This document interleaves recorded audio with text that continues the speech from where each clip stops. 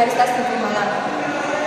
Di sini saya akan menjelaskan masalah penelitian untuk memenuhi tugas riset kuantitatif. Yang pertama, saya akan menjelaskan mengenai masalah penelitian. Masalah adalah semua peristiwa yang terjadi dalam kehidupan sehari-hari. Masalah penelitian adalah pembatasan fokus, perhatian ruang lingkup, sampai menimbulkan pertanyaan dari dalam diri seorang peneliti.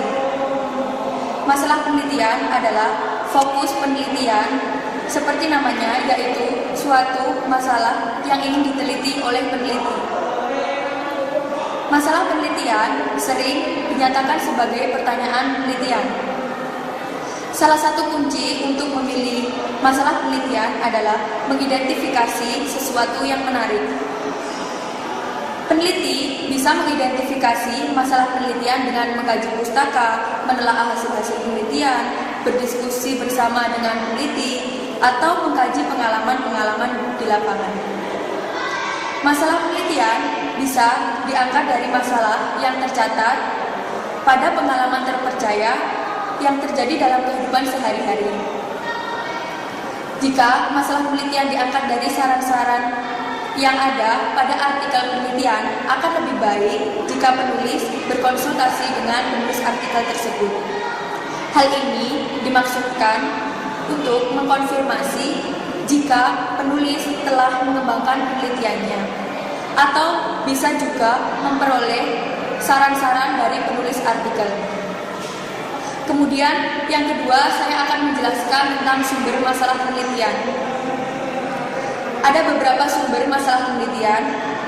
Masalah tersebut bisa diperoleh dari pengalaman, dari studi kepustakaan, atau hasil-hasil penelitian. Masalah penelitian juga bisa diperoleh dari kajian pustaka atau hasil-hasil penelitian. Bahan-bahan pustaka berupa buku, artikel, majalah, atau bahan-bahan pustaka lainnya. Hasil-hasil penelitian bisa berupa jurnal, laporan penelitian, atau review hasil penelitian. Di samping melalui pengalaman atau sumber pustaka, masalah penelitian juga bisa diperoleh dari sumber-sumber lain, misalnya dari teori yang ada dalam penelitian secara langsung. Teori merupakan suatu konsep atau konstruk yang menerangkan tentang suatu gejala secara sistematis.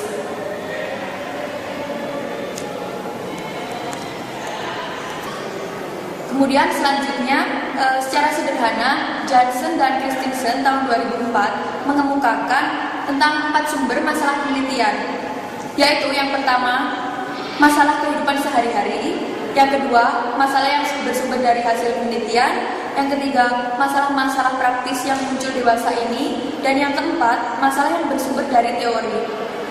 Teori bisa menjadi sumber ide atau menjadi masalah penelitian, baik pengujian teori, pengembangan teori, atau replikasi penelitian.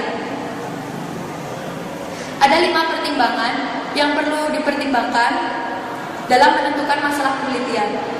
Yang pertama, masalah yang diteliti hendaknya memiliki manfaat atau kontribusi yang besar, baik untuk mengembangkan ilmu pengetahuan maupun memecahkan masalah secara praktis. Yang kedua, masalah penelitian hendaknya memiliki nilai originalitas yang tinggi. Kemudian yang ketiga, masalah penelitian hendaknya bisa diteliti baik dari sisi ketersediaan data atau aspek-aspek metodologi lainnya. Yang keempat, masalah penelitian hendaknya dalam lingkup bidang yang dikuasai dan diminati oleh peneliti. Kemudian yang kelima, masalah penelitian hendaknya bisa ditindaklanjuti. Masalah penelitian yang baik akan memberikan jalan baik bagi peneliti lain untuk mengembangkan penelitian lanjutan.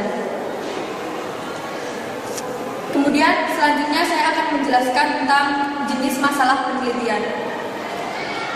Masalah penelitian dapat diklasifikasikan berdasarkan aplikasi temuannya, penelitian dan jenis datanya yang diperlukan. Berdasarkan penerapan temuannya, masalah penelitian dapat dibedakan menjadi dua, yaitu masalah teoritis dan masalah praktis. Masalah teoritis adalah masalah yang berkaitan dengan pengujian dan pengembangan teori. Bila dikaitkan dengan jenis penelitiannya, masalah teoritis mengacu pada penelitian dasar atau basic research, atau penelitian murni atau pure research. Sedangkan masalah praktis adalah masalah yang berkaitan dengan kegiatan praktis di lapangan. Hasilnya akan lebih baik bila digunakan untuk penelitian selanjutnya. Hasilnya lebih banyak digunakan untuk mengetahui atau memecahkan masalah atau permasalahan di lapangan. Bila dikaitkan dengan jenis penelitiannya, mengacu pada penelitian terapan atau applied research. Selanjutnya, secara garis besar, masalah teoritis dibedakan menjadi 4. Yang pertama, yaitu masalah yang berkaitan dengan penelaahan keadaan data, sintesis hasil penelitian, pengujian teori, dan pengembangan teori.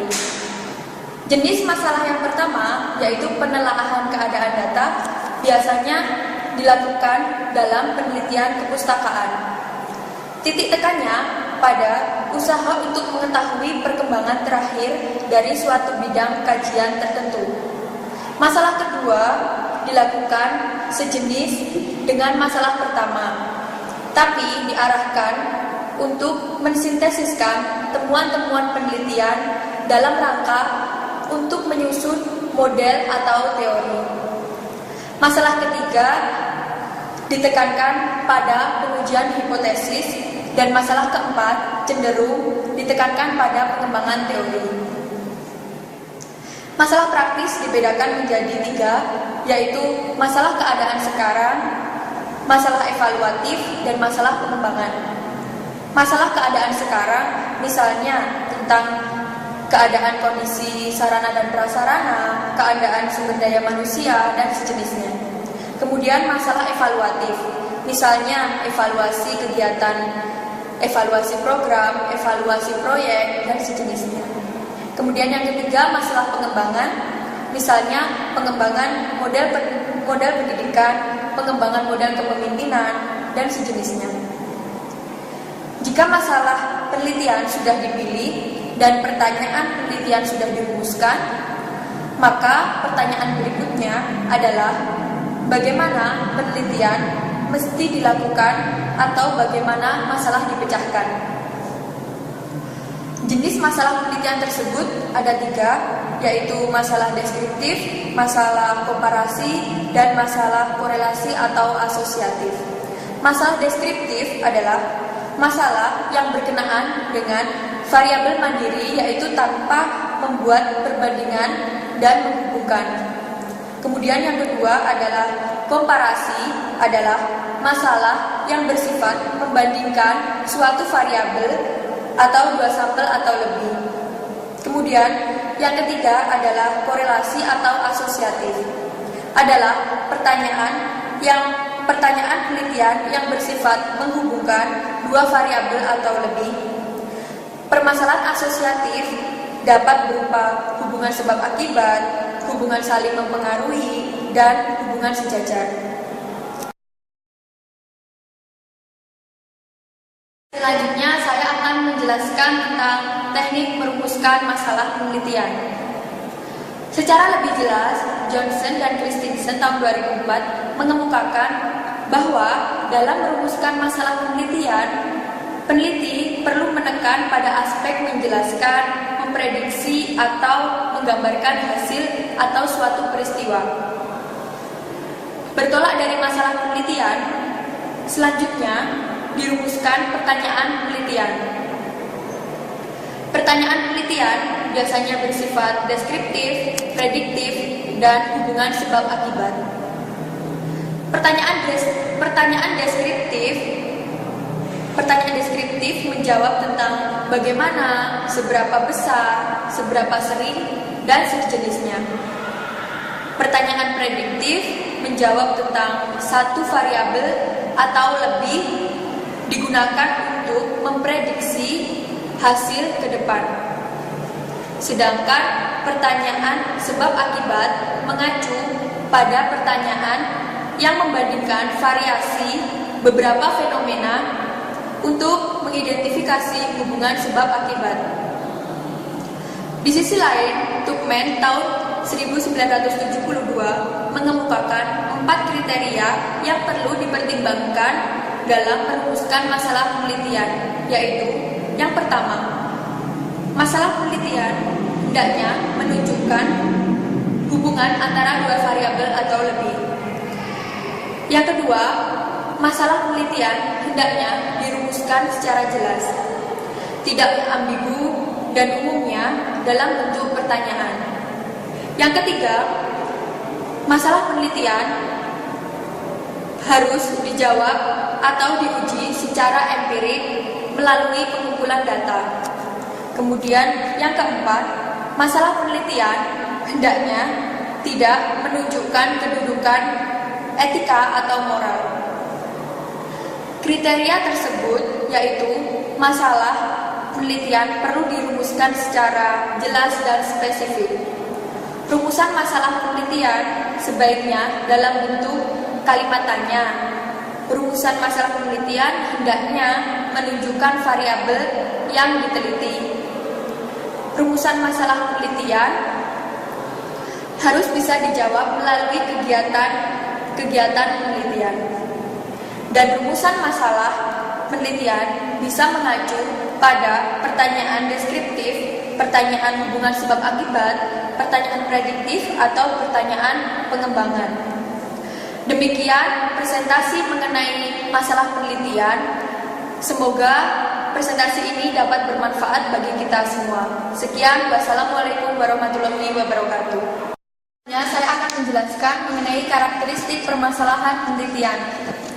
Secara fungsional, masalah penelitian mempunyai arti penting bagi para peneliti. Masalah penelitian dapat digunakan sebagai pedoman kegiatan di lapangan. Mengingat pentingnya posisi tersebut, para peneliti dianjurkan untuk mengetahui ciri-ciri permasalahan yang lebih baik untuk diteliti. Beberapa karakteristik penelitian menurut Soekardi tahun 2007 sebagai berikut. Yang pertama, dapat diteliti. Yang kedua, mempunyai kontribusi signifikan. Yang ketiga, dapat didukung dengan data empiris. Dan yang keempat, sesuai dengan kemampuan dan keinginan peneliti. Kemudian menurut Nana Syahdoni tahun 2005 mengemukakan karakteristik permasalahan penelitian adalah sebagai berikut. Yang pertama, objektivitas. Yang kedua, ketepatan. Yang ketiga, verifikasi. Dan yang keempat, penjelasan ringkas. Objektivitas merupakan penelitian yang harus memiliki objektivitas yang baik dalam karakteristik maupun prosedurnya. Dan ketepatan, penelitian juga harus memiliki tingkat ketepatan atau precision.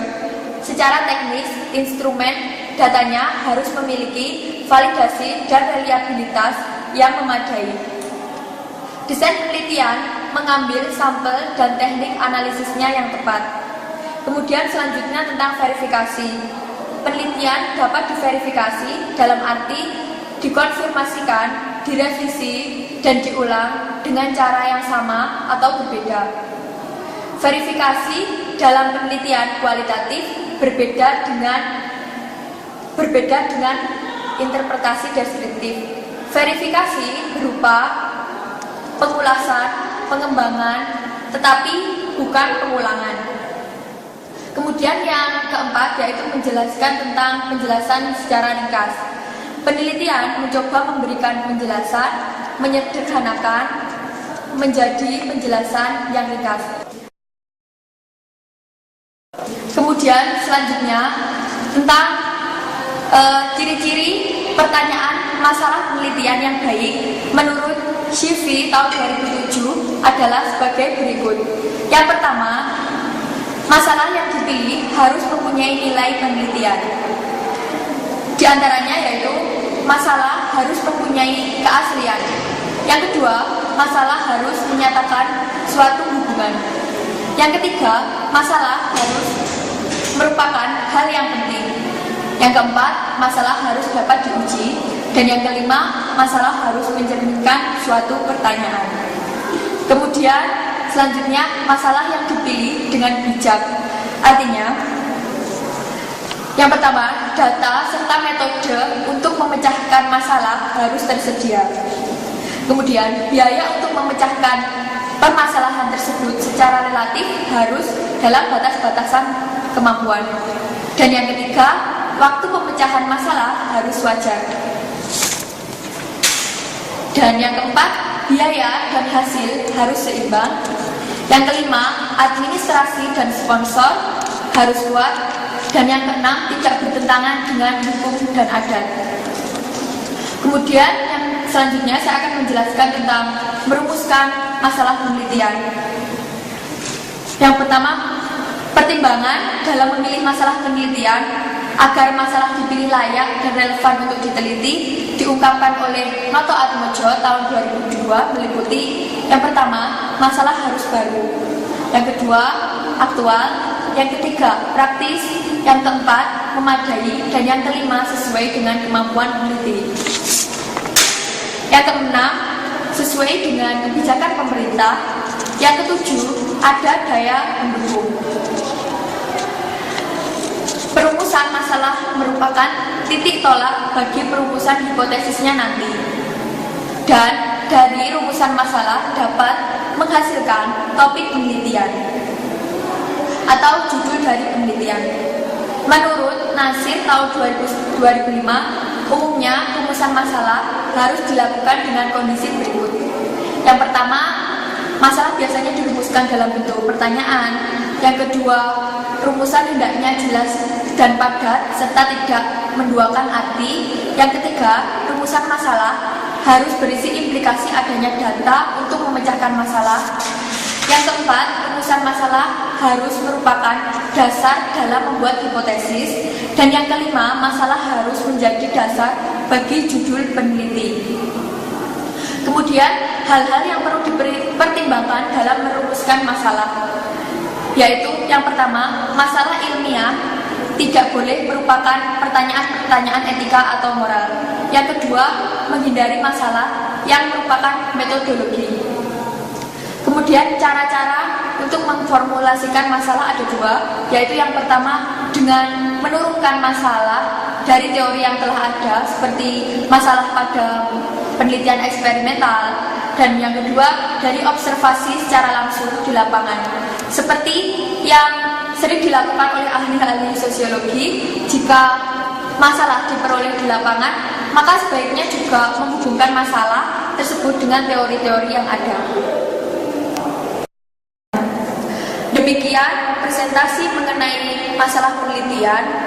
Semoga presentasi ini dapat bermanfaat bagi kita semua. Sekian, wassalamualaikum warahmatullahi wabarakatuh.